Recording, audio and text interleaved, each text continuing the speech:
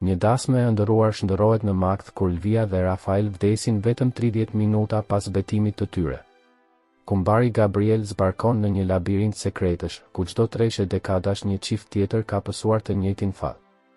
Një prift i përjetshëm, një mallkim dashurie që ushqehet me jetë njerëzish dhe një e kaluar që përsëritet me saktësi mizore. Sa më shumë afrohet me të vërtetën, aq më shumë kupton se askush nuk është i pafajshëm. Një histori ku dashuria, vdekja dhe përjetësia ndahen nga një vijë aq e hollë, sa vetëm një shpirt mund ta kalojë pa u kthyer kurrë më. Në mes të dasmës, kur muzika e violës përzihej me aromën e trëndafilave të freskët, askush nuk e mendonte se gëzimi do të kishte fund. Salloni ishte i ndriçuar nga drita të ngrohta që pasqyroheshin mbi fustanin e bardhë të Lvias, e cila qeshte mes luleve të bardha që i binin mbi supe. Rafael, me kostumin gri të errët dhe sy të kthjellët, i shtrëngonte dorën sikur të mbante gjithë botën në pëllëm. Muzikantët, 4 burra të veshur me jelek të zinj, lëviznin me ritmin e butë të një valsi që mbante të gjallë frymën e festës. Fotografi Mateus rrotullohej mes tavolinave, duke kapur çdo buzëqeshje si të ishte premtim i përjetshëm. Gabriel, kumbari, shikonte të gjithë me një lloj qetësie të përmbajtur. Ai njihte çiftin prej vitesh, kishte parë dashurinë e tyre të lindte mes vështirësive dhe tani, ndërsa shikonte Lvian të vallëzonte në mes të sallës, ndjeu se çdo mundim ja kishte vlejtur. Në anë të sallës, prindërit e Nuses, Helena dhe Mauro, ishin përqafuar. Në fytyrat e tyre lexoi lehtësim, gëzim, ndoshta edhe lodhje. Gjithçka dukej e përsosur. Deri në atë moment. Një tingull i çuditshëm ndërpreu melodin, një kling i lehtë, si kur bie një gotë kristali në 2 sheme. Fillimisht, askush nuk e vuri re. Pastaj erdhi britma. Një ulërim e mbret e një femre që ngriti të gjithë në këmbë. Muzika u ndal menjëherë. Violisti ndaloi në mes të notës dhe heshtja u përhap si mjegull mbi sallë. Në mes të pistës, pranë fustanit të bardhë, Lvia u drodh dhe ra ngadalë, sikur dikush t'i kishte prerë fijet e padukshme që e mbanin në këmbë. Lvia. Bërtiti Rafael dhe u hodh drejt saj, duke kapur trupin që i rëshiti në krah. Zëri i tij u përthye nga jehona e sallës bosh. Helena lëshoi një pëshertim të mbytur, ndërsa Mauro qëndroi ngrirë me duart që nuk dinin ku të kapeshin. Gabriel ju afrua me hapa të shpejt, por ndjeu se ajri ishte bërë i rënd, si në një dhomë pa frymë. Një gotë e thyrë shkëlqente pranë trupit të Nuses. Piklat e verës së kuqe u përzien me tylin e bardhë, duke krijuar një njollë të frikshme. Mateus ngriti kamerën, pastaj e uli menjëherë, si të kishte kuptuar se kjo nuk ishte më një moment për të ruajtur. Muzikantët shikoheshin mes tyre pa fjalë. Njëri prej tyre murmuriti, e pa imagjinueshme. Rafael e përplasi dorën mbi 2 sheme. Thirrni një mjek. Tani. Bërtiti ai. Por askush nuk lëvizi menjëherë. Edhe frymëmarrja e të ftuarve dukej se kishte ndalur. Vetëm një fëmijë i vogël, Ana, mbesa e Gabrielit, filloi të qante nga frika e heshtjes që kishte rënë mbi të gjithë. Në cepin tjetër, prifti Augusto qëndronte i palëvizur, me sytë e ulur drejt gotës së thyer, sikur ajo të ishte diçka që njihte mirë. Gabriel ju afrua Lvias dhe ndjeu pulsin i dobët, pothuajse i padukshëm. Rafaeli e mbante në krah, duke përsëritur emrin e saj, ndërsa sytë ishin mbushur me lodhë dhe mosbesim. Helena, gjysmë e rrëzuar në karrige, shikonte në drejtim të tyre pa kuptuar më asgjë. Jo ishte ditë e bekuar, përshpëriti ajo. Një tjetër dridhje e lehtë përshkoi 2 shemen, si një rrymë e ftohtë që kalon mes njerëzve. Një pjatë u rrëzua nga tavolina e afërt, pa arsye. Mateus ngriti syt nga kamera dhe shikoi drejt tavanit, llambat lëkundeshin ngadalë, pa erë. Zhurma e bardhë e sistemit të ndriçimit krijonte një fishkëllim të hollë që dukej sikur vinte nga brenda mureve. Gabriel ndjeu një flak të ftohtë që i preku qafën. Rafael. Zëri i Lvias doli i hollë, si frymë. Sytë e saj u hapën për pak çaste dhe buzët lëvizën si të donin të thoshin diçka. Por para se dikush të kuptonte fjalën, trupi i saj u drodh dhe mbeti i qetë. Në të njëjtin çast, Rafael u kap për zemrën, u përkul përpara dhe ra pranë saj. Një pëshertim kolektive shpërtheu në sallë. Helena bërtiti. Muzikantët u tërhoqën pas dhe fotografi e la kamerën të binte në tokë. Gabriel qëndroi mes 2 trupave, me sytë e shtangur, pa zë. Të gjithë e shikonin, duke kërkuar shpjegim, por asgjë nuk mund të thuej. Në atë moment, ora e murit ra për tokë dhe ndaloi. Në dysheme, pranë dorës së Elvias, një shenjë e çuditshme me ngjyrë argjendi ndriçonte lehtë, si një vulë e vogël e gdhendur në mermer. Gabriel e pa dhe ndiu një ftohtësi të thellë që i përshkoi trupin. Nuk e dinte pse, por ajo shenjë i dukej e njohur, shumë e njohur. Në sfond, drita e artë e sallës filloi të zbehej, sikur muret vetë po merrnin frym. Asnjë zhurmë, asnjë fjalë. Vetëm një heshtje e rëndë që dukej sikur kishte ardhur nga jashtë këtij bote. Gabriel uli syt edhe një herë drejt çiftit që nuk lëvizte më dhe përshpëriti pa vetë dije. Gëzimi i tyre zgjati vetëm 30 minuta. Muzika ndaloi si të ishte prerë me thikë. Vargjet e fundit të violës u tretën në ajër dhe një heshtje e rëndë mbuloi sallën. Vetëm frymëmarrjet e shpejta, të përziera me zhurmën e shisheve që përplaseshin nga duart që dridheshin, mbetën si dëshmi e kaosit të papritur. Dritat vazhdonin të digjeshin but mbi tavolina, por ngjyra e tyre e artë tashmë dukej e ftohtë, e sëmur. Lulkuqet dhe trëndafilat që më parë kishin aromë gëzimi, tani dukej se lëshonin erë qelbi. Gabriel, kumbari, qëndronte ende pranë çifteve të shtrira. Të ftuarit ishin ngrirë në vendet e tyre, disa me duart mbi gojë, të tjerë me sytë e ngulur në dysheme. Helena mbante dorën Elvias, por nuk mund të pranonte atë që shite. Jo është vetëm e fikët, është nga emocionet, përshpëriti me zë të dridhur. Pranë saj, Mauro, baba i Nuses, tunte kokën, pa mundur të flasë. Në qoshe, Eduarda, shoqja e ngushtë Elvias, mbante një gotë në dorë, të cilën nuk e kishte pirë kurrë. Ajo e vështroi për disa sekonda, pastaj e vendosi ngadalë mbi tavolinë. Ishte gota e njëjtë që Rafael kishte ngritur gjatë tostimit. Një ndjenjë e ftohtë i kaloi përmes krahëve. Prifti Augusto qëndronte pak më tutje, me duart e kryqëzuara mbi gjoks dhe sytë e ngulur në objektin që shndriste në dysheme, shenjën e argjend që Gabriel kishte parë më parë. Dukej sikur ai e njihte. Kur Gabriel ju afrua për t'i kërkuar ndihmë, prifti nuk lëvizi. Vetëm tha me një zë të ulët, mos e prek. Çfarë është ajo? Pyeti Gabriel. Një shenjë që nuk duhej të shfaqej kurrë, u përgjigj Augusto, pa e kthyer kokën. Fjalët e tij u përhapën mes njerëzve si një valë e padukshme. Përshpërima të frikësuara nisën të shpërthenin. Njëra prej dasmorëve, Dona Clarice, tha me zë të lartë, unë e kam parë këtë më parë në dasmën e Marielenës edhe ajo vdiq pas pak. Helena ngriti kokën me sytë e hapur nga tmerri. Mos fol budallallqe. I bërtiti ajo, por zëri i saj u drodh dhe humbi në ajër. Disa të ftuar filluan të largoheshin, të tjerë qëndronin të ngrirë si statuja. Zhurma e këpucëve mbi dysheme u përzie me lot, britma të përmbajtura dhe frymëmarrje të zhurmshme. Ricardo, vëllai i Rafaelit, u përpoq të rikthente qetësinë. Ju lutem, mos përhapni panik. Ka një shpjegim për këtë. Mbase ushqimi, mbase. Një helmim diçka e thjeshtë. Por sytë e tij e tradhtonin, ai nuk e besonte as vetë. Gabriel ndjeu një lloj të ftohti që vinte nga toka. Ai e dinte se diçka më shumë po fshihej pas kësaj. Njerëzit po shikonin drejt priftit, si për t'i kërkuar bekim ose shpjegim. Ai, megjithatë, qëndronte i heshtur, me fytyrën e zbetë, gishtat e kryqëzuar mbi vargun e tij të argjend. Në mes të heshtjes, Helena nisi të dridhej. Ajo ndjeu sikur dikush po i përshpëriste në vesh. Këtë unas e kam parë dikur, tha ngadalë, duke shtrirë dorën drejt gishtit të Lvias. Një nga të ftuarit, një plak me mjekër të bardhë, ju afrua me kujdes. Zonja ajo unas ka një vulë të vjetër kishtare. Është nga koha e martesës së gjyshërve të mi. Prifti që e bekoi ishte Augusto. Të gjithë sytë u kthyen drejt tij.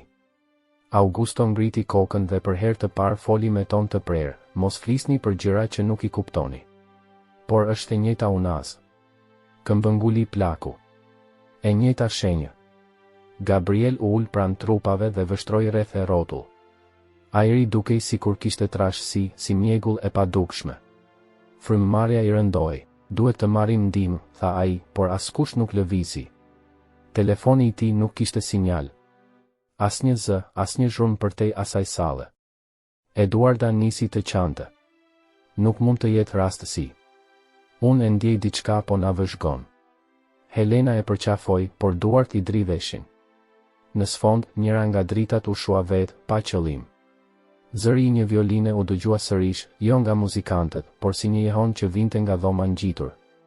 Të gjithë kthyen kokën në të njëjtin drejtim, por askush nuk guxoi të afrohej. Gabriel u ngrit ngadalë dhe pa përreth. Syt i ndalën tek prifti, i cili tani po e mbyllte librin e lutjeve. Mjafton, tha ai ftohtë. Ceremonia ka përfunduar. Ceremonia? Përsëriti Gabriel me neveri. Ata janë të vdekur. Augusto nuk ju përgjigj. Thjesht u largua me hapa të ngadalë drejt derës anësore, duke mbajtur librin në dorë. Dera u mbyll pas tij me një zhurmë të rëndë. Në sallë, vetëm rënkimet dhe frymëmarrjet e vështira dëgjoheshin. Helena përqafoi trupin e së bijës, ndërsa Ricardo qëndronte pranë vëllait të tij, Impir. Gabriel u përkul për herë të fundit pranë shenjës në dysheme, e cila tashmë kishte filluar të zbehej, por ndjente se diçka më e errët po zgjohej përreth. Një ndjesi e përbashkët, si peshë mbi kraharorët e të gjithëve, i shtyu të heshnin plotësisht. Askush nuk foli më. Vetëm fryma e fundit e dritave elektrike fishkëllinte mbi ta, sikur të paralajmëronte një të keqe që sapo kishte filluar. Sepse në atë sallë, në dritën e zbehtë, ata nuk e dinin ende. Vdekja tashmë ishte ulur në mesin e tyre. Në mëngjesin që pasoi, qielli mbi qytet kishte marrë një ngjyrë gri të zbehur, si të ishte lodhur nga nata e kaluar. Në shtëpinë ku dikur kishte jehuar muzika e dasmës, tani mbretëronte heshtja. Helena rinte ulur pranë dritares, me sytë e skuqur nga lotët dhe me duart që shtrëngonin një copë pëllure të bardhë nga fustani i së bijës.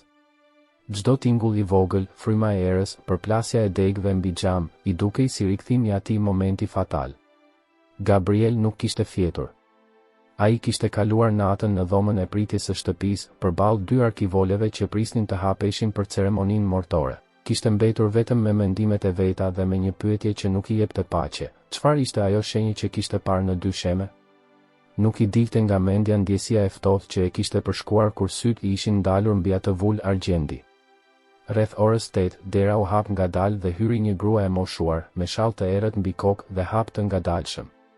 Ishte Helena, gjyshja e nusës, e cila kishte ardhur nga një qytet tjetër sapo kishte dëgjuar lajmin. Askush nuk e kishte njoftuar për hollësit, por në sytë e saj nuk kishte habi, vetëm një lodhje e lashtë, e një orë. Gabriel u ngrit menjëherë. Zonjë Helena, më vjen keq për gjithçka. Askush nuk e kupton ende çfarë ndodhi. Ajo e pa drejt në sy dhe i tha me një zë të qetë, nuk ishte hera e parë. Këto fjalë ranë si rufe në ajrin e rënd të dhomës. Helena e re, nëna Elvias, që ndodhej pranë dritares, ngriti kokën e tronditur.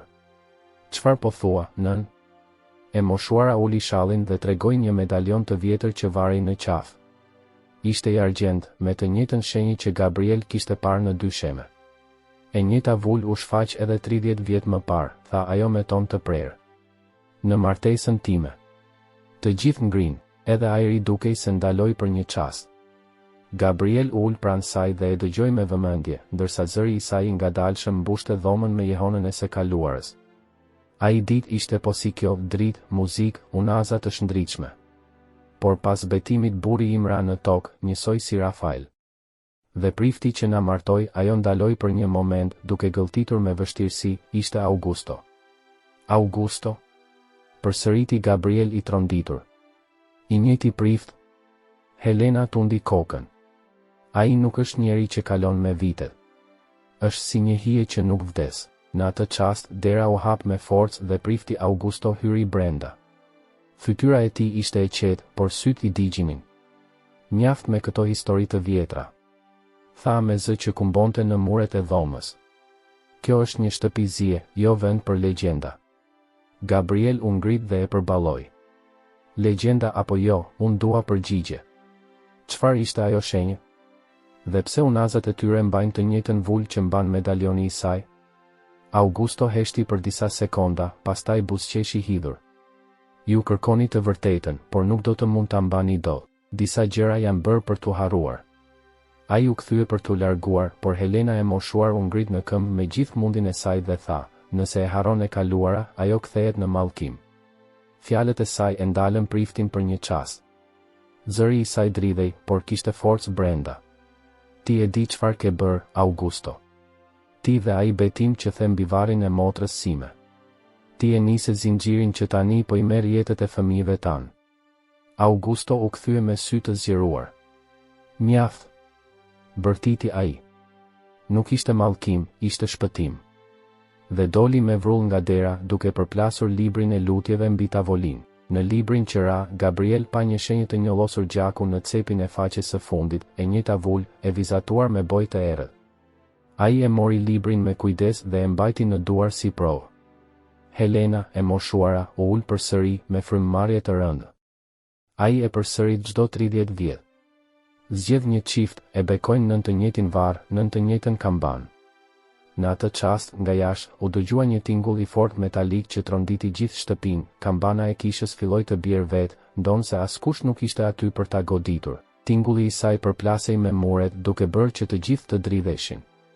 Gabriel ngriti syt drejt dritares, kur e të errëta po grumbulloheshin mbi horizont. Zemra i rrite fort. Ai e kuptoi se historia po përsëritej, ashtu siç kishte thënë gruaja e moshuar.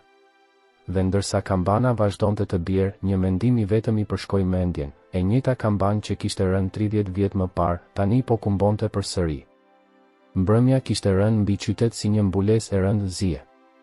Në shtëpinë e Elvias dhe Rafaelit, ku aromat e trëndafilave të tharë përzieshin me erën e dyllit të qirinjve, qëndronin vetëm disa njerëz, të mbeturit nga ajo që dikur quhej familje. Gabriel rinte ulur pranë tryezës, përballë Helenës së moshuar, e cila mbante medalionin në duar dhe e fërkonte pa pushim, sikur të donte t'ia zhdukte kujtesën. Librin e priftit, atë që ai kishte lënë pas në zemërim, e kishte hapur mbi tavolinë. Faqet ishin të njollosura, disa me boj të errët, disa me njolla gjaku të tharë. Në njërën prej faqeve, shkruaj diçka në latinisht, por Helena e vjetër ja lexoi kuptimin me zë të ulët. Ata që bashkohen nën këtë betim, nuk do t'i ndaj as vdekja. Gabriel ngriti syt. Një pakt i përjetshëm pëshpëriti ai. Një bekim që u kthye në mallkim. Helena e re, nëna Elvias, mbuloi fytyrën me duar. Kjo është marrëzi. Augusto ka qenë mik i shtëpisë son për dekada. Ai na pagëzoi, na bekoi si mund të besojmë diçka të tillë? Eduarda, shoqja e ngushtë e Nuses, u afrua me hapa të pasigurt. Zonjë, ndoshta duhet ta shikoni këtë. Ajo mbante në duar një fotografi të vjetër, gjetur në kutinë e kujtimeve të Elvias. Në të dukej një çift tjetër, në një dasmë të para shumë vitesh, e njëjta kishë, e njëjta zbukurim, dhe në sfond, prifti Augusto, identik, pa shenjë plakjeje.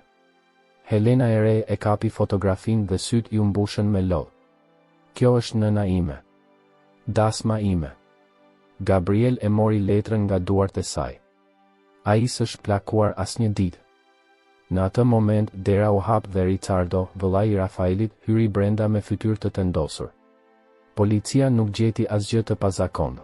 Analizat tregojnë se nuk ka pasur helmim, as substanca në trupin e tyre. Sigurisht që jo, tha Helena e moshuar me ton të ftohtë. Sepse ajo që i vrau nuk është diçka që mund të shihet. Ricardo u kthye drejt saj me syt e ngushtë. Çfarë po përpiqesh të thuash, zonjë? Se ky prift nuk marton njerëz, ai lidh shpirtra për te jetës. Ai zgjedh ata që besojnë verbërisht në përjetësi dhe i shndërron në dëshmi të saj. Fjalët e saj ranë rënd në ajër. Gabriel ndjeu një val të ftohtë që i kaloi përmes trupit. Një pakt dashurie dhe vdekjeje pëshpëriti ai. Dhe këta të dy ishin të ardhurit e radhës. Eduarda u afrua drejt dritares. Jashtë, kambanat e kishës kumbonin sërish, ndonse ora ishte vonë. Pse bien tani? Pyeti ajo me zë të dridhur. Helena e moshuar ngriti kokën. Sepse dikush tjetër po lidhet. Gabriel u ngrit në këmbë. Duhet ta ndalojmë. Duhet ta përballemi me Auguston. Ricardo ja preu fjalën, mos e përziej veten në këtë, kumbari. Nuk e di se me çfarë ke të bësh. Gabriel e pa drejt në sy. Ti e di më shumë se çfarë po thua. Ti e dije që ai ishte prifti i martesës së prindërve të tu. Dhe prap e pranove ta martonte vëllain tën. Ricardo uli syt, heshti për disa sekonda dhe më pas tha, e dija. Por më tha se kësaj here do të ishte ndryshe. Se do të ishte martesa e fundit. E fundit për kë? Pyeti Gabriel me zë që i dridhej.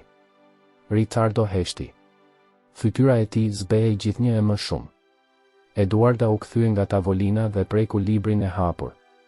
Ka diçka këtu, tha ajo, duke treguar me gisht një faqe ku shkruaj me dorë, Flamma Aeternum, kur dashuria kërkon pavdeksin, trupi duhet të pushoj për ta ruajtur atë.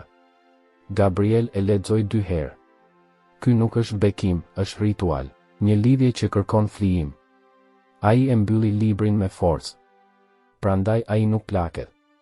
Çdo martesë e mban gjallë. Helena e re filloi të qante në heshtje. Dhe vajza ime u bë pjesë e kësaj. Në atë çast, dera përplas një zhurmë. Prifti Augusto qëndronte në prag, me sytë që ndriçonin në dritën e zbehtë të korridorit. Jeni duke kërkuar të vërtetën, apo po gërmoni varret e shpëtimit tuaj? Pyeti ai me zë të qetë. Gabriel ju afrua, pa frikë. Mjaft me gënjeshtra. Çfarë bëre me ta? Augusto buzëqeshi. I shpëtova nga përkohësia. Nuk e kuptoni? Ata janë bashkuar për te çdo kohë. Helena e moshuar u ngrit duke mbajtur medaljonin lart si mburoj. Ti nuk shpëton, ti merr. Prifti u tërhoq një hap mbrapa, fytyra ju shtrembërua për një sekond nga diçka e padukshme. Ju nuk mund të prishni atë që është betuar nën emrin e Zotit. Zoti nuk kërkon jetë për dashuri, tha Gabriel duke e përballur. Një heshtje e gjatë ra. Dritat u fikën për pak sekonda. Kur u ndezën sërish, Augusto ishte zhdukur. Në dysheme, libri i tij kishte mbetur hapur në faqen ku shënohej një vizatim i 2 unazave që digjeshin në flak. Gabriel I shikoi dhe kuptoi me tronditje, unazat që mbanin në duar nuk ishin të tyre, por të atyre që kishin vdekur para tyre. Në mëngjesin që pasoi zhdukjen e priftit Augusto, Gabriel nuk gjeti paqe. Librin e mallkuar e kishte marrë me vete dhe, ndërsa faqet zhubrosej nga drita e parë e diellit, ai zbuloi diçka që ia ngriti gjakun në kokë, një listë me data, emra dhe vende, të gjitha martesa të bekuara nga I njëjti prift, të gjitha përfunduar me vdekje brenda 30 minutash nga ceremonia. Ai renditi me kujdes të dhënat. Martesa e Helenës, 3 dekada më parë. Një tjetër në vitin 1995, një tjetër në 2012. E fundit, Lvia dhe Rafael. Çdo datë përkonte me ditën e një shenjtori të panjohur, Sanctus Vinculus Aeternum, I cili, sipas një shënimi anësor, përfaqësonte lidhjen që as vdekja nuk e zhbën. Gabriel ndjeu se gjithçka po merrte formë. Ai thiri Helenën e moshuar dhe Eduardën, të vetmet që ende I besonin. Në sallën e vogël ku ndodheshin trupat, ai ua tregoi librin. Nuk është rastësi, tha ai. Augusto po përsërit njëri të lash. Çdo 30 vjet zgjedh një çift që përfaqëson bashkimin e pastër, e lidh përjetësisht dhe merr jetën e tyre për të mbajtur gjallë veten. Helena uli syt, duke tundur kokën me tronditje. Atëherë vajza ime nuk ishte viktime e fatit, ishte pjesë e një modeli. Në atë moment, Ricardo hyri, fytyra e tij gri. Mos kërkoni më, tha ai me zë të dridhur. Ai nuk do të ndalet derisa të mbyllet zinxhiri. E di sepse unë e ndihmova. Dhoma u mbush me heshtje. Eduarda bëri një hap prapa, Helena mbajti frymën. Gabriel e shikoi drejt e në sy. Pse? Ricardo uli kokën, sepse ai më shpëtoi nga vdekja shumë vite më parë. Dhe tani e kërkon borxhin e tij. Gabriel ngriti librin lart, sikur të ishte provë e mallkimit që po I llabëronte të gjithë, dhe pëshpëriti me zë të ulët. Ata nuk ishin viktimat e para, ishin pjesë e një zinxhiri që duhej të mbyllej. Natën e asaj dite, qielli ishte I mbuluar me re të zeza, dhe era ulërinte mbi kishën e vjetër ku gjithçka kishte nisur. Gabriel, I ndjekur nga Eduarda dhe Helena e moshuar, hyri brenda me librin në dorë. Dyshemeja përhapej në hije të gjata, dhe kambanat e varura lart lëkundeshin ngadalë, sikur dikush I shtynte nga një botë tjetër. Në altar, ndriçuar nga dritat e qirinjve të fundit, qëndronte prifti Augusto. Rrobat e tij ishin të grisura, por syt I digjinin si prush. Para tij, një kasafort e vjetër prej hekuri ishte e hapur, brenda, një ditar I mbështjell me lëkurë. Gabriel ju afrua dhe e mori. Kjo është dëshmia që ke fshehur, tha ai me zë të fortë. Augusto buzëqeshi me përbuzje. Nuk është dëshmi. Është bekim. Helena e moshuar e hapi librin dhe lexoi me zë të dridhur. Në çdo 3 dekadash, 2 zemra do të bashkohen në përjetësi dhe një shpirt do të vazhdojë përmes tyre. Ti përdor dashurinë për ta bërë flijim. Bërtiti Gabriel. Unë I bashkoj për te I vdekjes, klithi Augusto, duke goditur altarin me dorë. Ata nuk vuajnë më. Ata janë të pavdekshëm në lidhjen e tyre. Por Helena e vjetër e tregoi me dorë një rresht tjetër të ditarit, çdo bashkim mban në jetë atë që i lidh priftin e përjetësisë. Augusto u tërhoq si i goditur, fytyra e tij nisi të deformohej, sikur zjarri i brendshëm po e përpinte.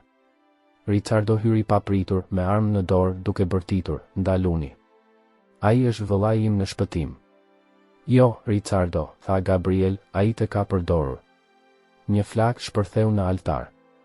Qirinjt u shuan një nga një. Augusto ra në gjunjë duke u lëritur. Ata u bashkuan për përjetësi dhe për këtë u mor jeta. Kur gjithçka u qetësua, mbeti vetëm tymi dhe era që përplaste dritaret. Në dy sheme, ditari digjej ngadalë, por fjala përjetësi vazhdonte të ndriçonte si prarim i djallit. Mëngjesi pas djegjes së kishës erdhi i heshtur, me një dritë gri që mbulonte gjithë qytetin. Tymrat ende ngjiteshin nga rënojat dhe era sillte aromën e hirës e të qirinjve të shkrirë. Në kodrën përtej, njerëzit e pakët që kishin mbetur u mblodhen për varrimin e Elvias dhe Rafaelit. Dy arkivole të bardhë qëndronin krah për krah mbi dheun e freskët. Rreth tyre, lulet e dasmës ishin rikthyer, tani të vyshkura, por ende me aromë. Gabriel qëndronte në këmbë, me fytyrën e lodhur dhe sytë e përgjakur nga pagjumësia. Pranë tij, Helena e moshuar mbante në dorë unazat e çiftit. Ato ndriçonin nën rrezet e para të diellit, si dy drita të ftohta që refuzonin të fikeshin. Në distancë, prifti Augusto, tashmë i prangosur, qëndronte nën ruajtjen e dy oficerëve. Fytyra e tij ishte e zbrazët, e pa emocione. Vetëm sytë, ende të ndezur, ndjeknin çdo lëvizje pranë varrit. Gabriel e pa për një çast, pastaj u kthye nga toka e hapur. Kur arkivolet u ulën, Helena hodhi unazat mbi to, u prek dashuria e tyre, jo mallkimi, përshpëriti ajo.